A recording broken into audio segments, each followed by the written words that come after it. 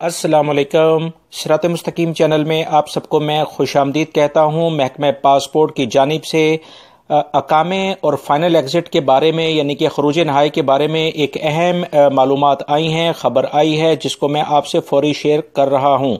تفصیلات کے مطابق وہ تمام غیر ملکی افراد جن کا فائنل ایگزٹ لگتا ہے وہ اپنے ملکوں میں جانے سے پہلے اس بات کا لازمی طور پر انہیں پتہ ہونا چاہیے کہ ان کا خروج نہایہ کب سے شروع ہوگا اور وہ کب فائنلی ایگزٹ ان کا ختم ہو جائے گا۔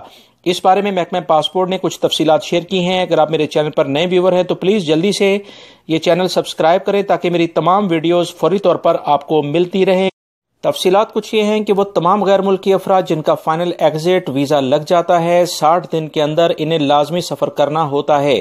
اس کے لیے انہیں اقامے کے مؤثر یعنی کہ اس کی ویلڈ ہونے یا نہ ہونے کے بارے میں فکر مند ہونے کی ضرورت نہیں ہے۔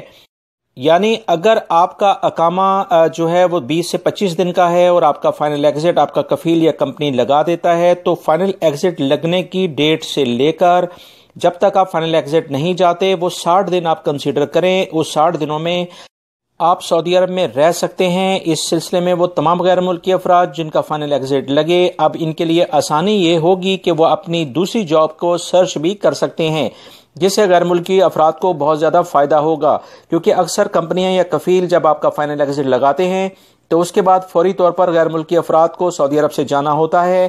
اس بارے میں جوازات نے یہ کہا ہے کہ 60 دن کے اندر اندر سفر کیا جا سکتا ہے۔